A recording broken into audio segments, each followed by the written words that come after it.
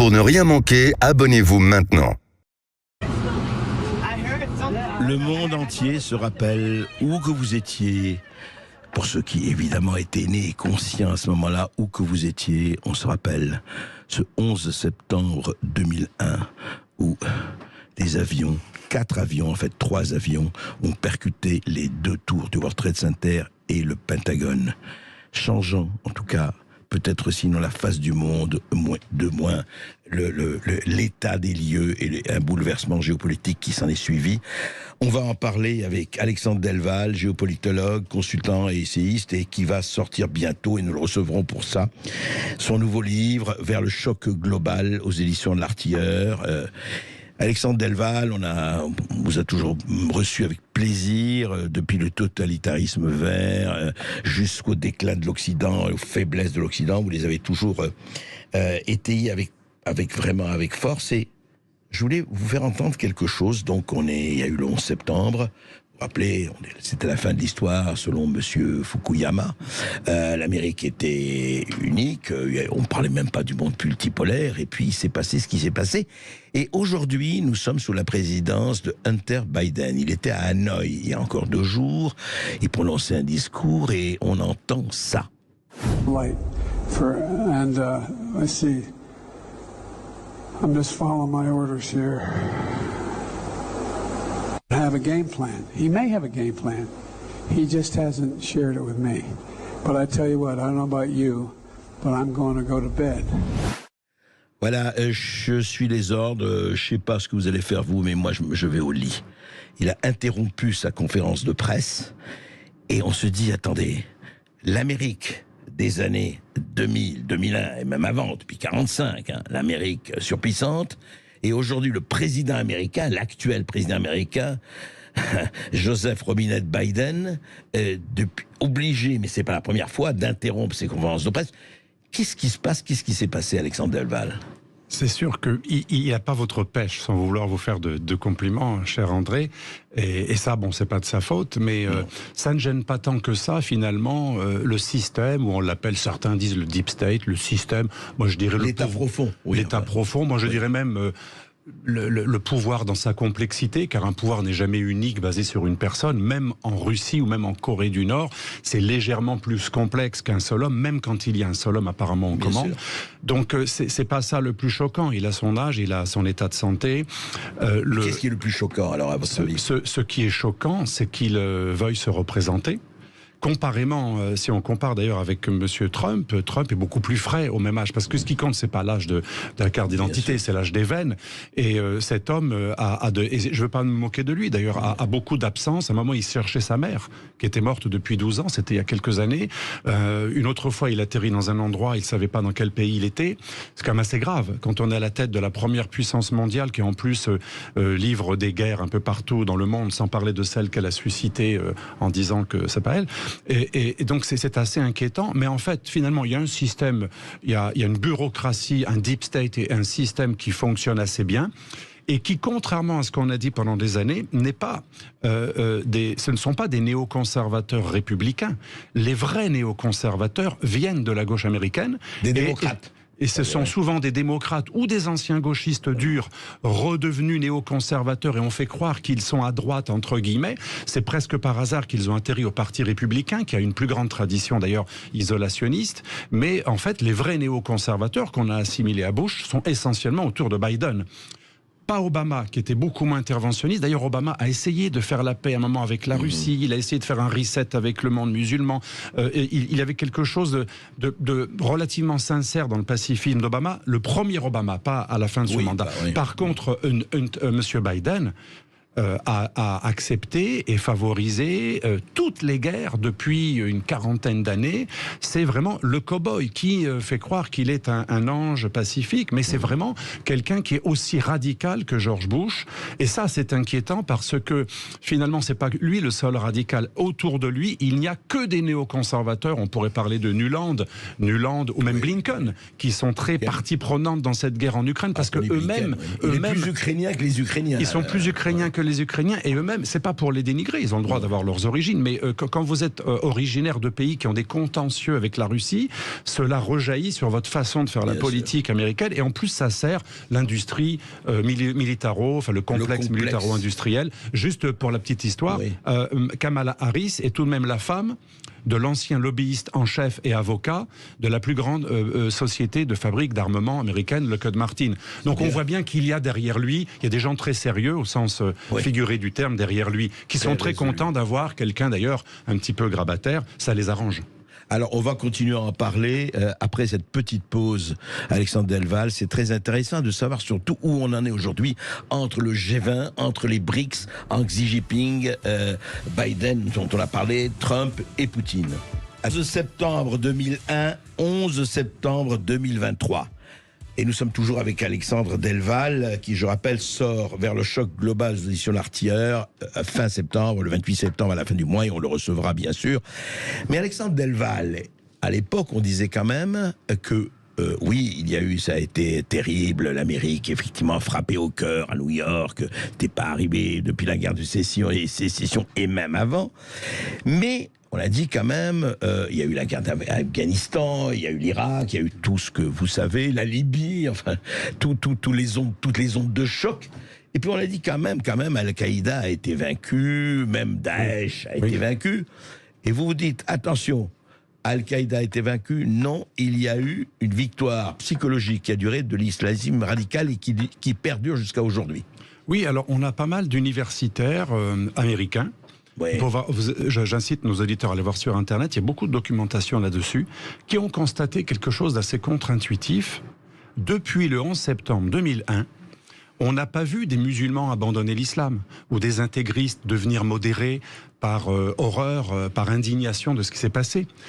On n'a même pas vu des Occidentaux devenir assez critiques sur les textes, dans la mesure où certains textes, pas tous, incitent à la violence. On a vu un phénomène assez impressionnant d'accélération des conversions à l'islam, et pas à l'islam de l'eau de rose, comme dit pas l'islam modéré, disons, qui existe. Pas l'islam qui, à un moment, était à la mode aux États-Unis. Il y a pas mal d'études là-dessus. Dans les années 60, il y avait une mode de l'islam soufi. Et c'était très sympathique d'embrasser un islam modéré soufi. Non, après le 11 septembre, on n'embrasse pas l'islam soufi. On a une accélération chez les musulmans et chez les non-musulmans, y compris des latinos et des blacks protestants et évangéliques, etc. On a une progression assez fulgurante des conversions à l'islam politique et à l'islam radical. Je ne parle même pas du djihadisme, mais à l'islam radical, à l'islam qui veut le califat, l'islam des frères musulmans qui veut le califat, c'est-à-dire c'est l'idéologie d'Al-Qaïda en soft. Donc c'est assez extraordinaire de voir que plus on tue au nom de l'islam, eh bien plus il y a finalement une victimisation des musulmans, pas que par les musulmans, d'ailleurs souvent c'est des officines antiracistes et wokistes dont vous parliez avant, et plus il y a finalement une publicité extraordinaire livrée en faveur de l'islam, dont aucune autre religion ne bénéficie. Est-ce que vous voyez souvent, lorsqu'un catholique fait quelque chose de condamnable, des gens qui disent « mais le vrai catholisme est merveilleux ». Le vrai catholisme est extraordinaire. Le vrai catholisme, il est amour et paix. L'évangile est un texte extraordinaire. On voit très rarement ce genre de justification. Mais à chaque fois que l'on tue au nom de l'islam, et ça arrive pratiquement tous les mois ou toutes les semaines en France, directement djihadiste ou en tout cas si c'est pas un djihadiste, souvent quelqu'un qui est musulman, bien entendu, moi je pense qu'il faut surtout pas que ça suscite, bien sûr, de la haine pas amalgamer et de l'amalgame. Tous les musulmans. Le souci de l'amalgame est tout à fait légitime, mais ce qui est impressionnant, parfois, après un attentat islamiste, on voit plus de voix s'élever contre le risque de l'amalgame que contre l'horreur de la personne qui a été massacrée à coups de couteau ou qui a été décapitée. Et ça, c'est assez impressionnant, et c'est la vraie victoire d'Al-Qaïda, de susciter un victimisme des musulmans et une absence de remise en question qui n'aide pas nos amis musulmans à se débarrasser de tout ce qui est radical ou totalitaire dans certains corpus, je précise, c'est pas l'islam, c'est certains corpus de la charia qui incitent à la violence. Oui, mais alors, Alexandre Delval, d'accord, alors vous dites, c'est intéressant d'ailleurs, qu'effectivement, on n'a pas constaté un reflux.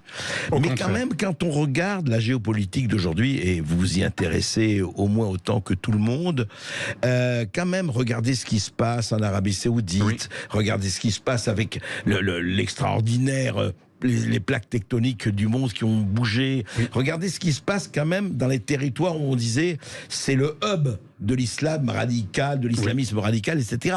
Or là, effectivement, ça change aussi beaucoup. Est-ce qu'il n'y a pas là un phénomène de balancier? Il y a les deux. Il y a en Iran une société qui est peut-être la moins islamiste aujourd'hui, qui en a marre d'avoir goûté. Pour les voiles des femmes. Hein. Bien sûr, ils sont chiites, donc je sais que ça n'a rien à voir avec Al-Qaïda, mais en Iran, ce qui a lancé la mode du radicalisme islamiste, il y a un ras-le-bol. Oui. Ça, c'est une bonne nouvelle. En Arabie Saoudite, il y a un nationaliste, comme en Égypte ou comme dans les Émirats, qui promeut un modèle anti-islamiste, c'est-à-dire qui est musulman, qui accepte un modèle musulman même assez conservateur, mais qui ne veut plus l'exporter comme un virus pour contrer ici le communisme ou là l'Iran chiite. Ça, c'est une bonne nouvelle. Par contre, on a un déplacement du hub. Aujourd'hui, l'Asie, le sud-est asiatique, est en pleine explosion islamiste. Il y a vraiment un succès extraordinaire de l'islamisme radical, tant politique que djihadiste. Où ça, par exemple par exemple, le sud des Philippines, le sud de la Thaïlande et des États musulmans comme la Malaisie ou l'Indonésie.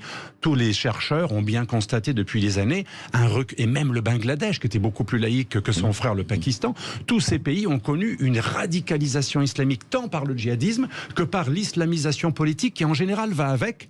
À chaque fois qu'il y a des campagnes d'attentats contre des blasphémateurs, etc., comme par hasard, quelques temps plus tard, les pays adoptent des lois contre le blasphème. Ça montre bien que ça marche. Quand les islamistes ont frappé en Algérie dans les années 80-90, ça a suscité l'ère Bouteflika, qui a fait adopter des lois qui condamnent le blasphème, qui condamnent la conversion au christianisme. Donc ça marche. Quand les islamistes tuent, ils donnent envie aux États en place d'adopter des mesures plus conservatrices en croyant que ça va couper l'herbe sous le pied des islamistes. Mais ça aboutit à l'inverse. Et on pourrait parler de l'Afrique.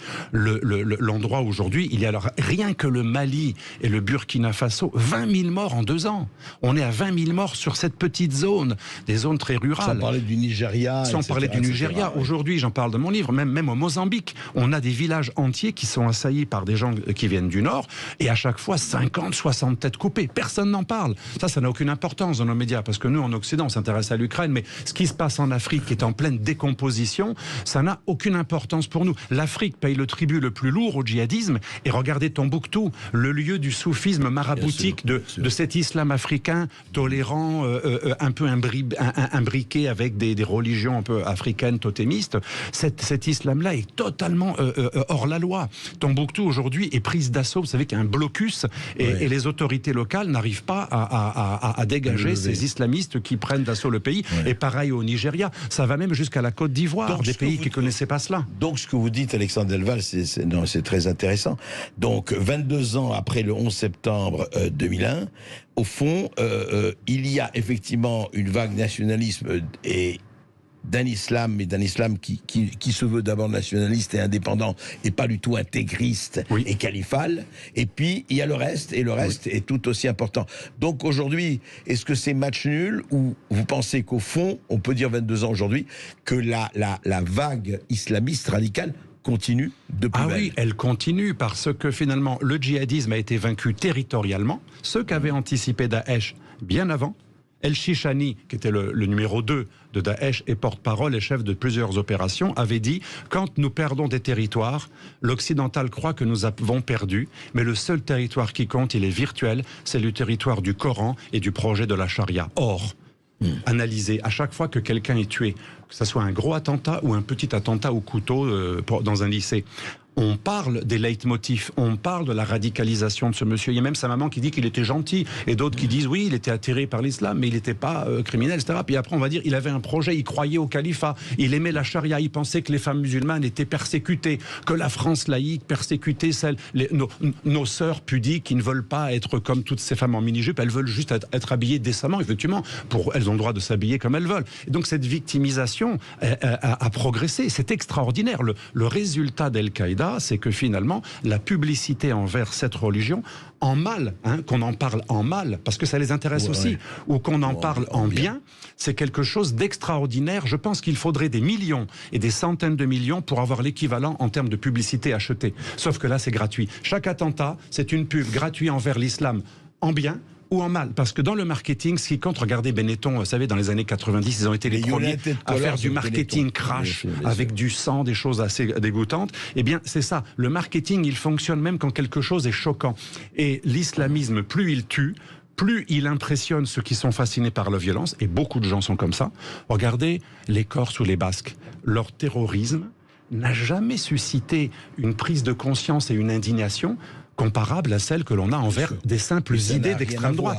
Non, mais ce qui est assez étonnant, des idées d'extrême droite non violentes suscitent beaucoup plus d'indignation, voire même de loi et de condamnation que certains actes commis ou certains soutiens au terrorisme de certains identitaires anti-État. C'est-à-dire l'identité qui est acceptée aujourd'hui, c'est celle du radical, de celui qui n'est pas occidental, celui qui est musulman ou qui parle au nom du Sud global. En fait, ce qu'on peut espérer, mais votre analyse évidemment en tient, c'est que les terrifiants pépins de la réalité ne soient pas seulement terrifiants et que les pragmatiques pépins de la réalité aussi un peu, non pas l'emportent, mais fassent l'équilibre. En tout cas, on en reparlera très bientôt, Alexandre Delval, avec vous et avec votre prochain livre, Vers le choc global, parce que choc global, vous voyez, 22 ans après le 11 septembre, et bien le choc est de plus en plus et de mieux en mieux, hélas, global. Et il va être global parce que s'il y a une dédollarisation en cours, il y aura une guerre. L'Amérique fera 100%, de manière certaine, une guerre à ceux qui mettront en œuvre la dédollarisation. Ça va être difficile,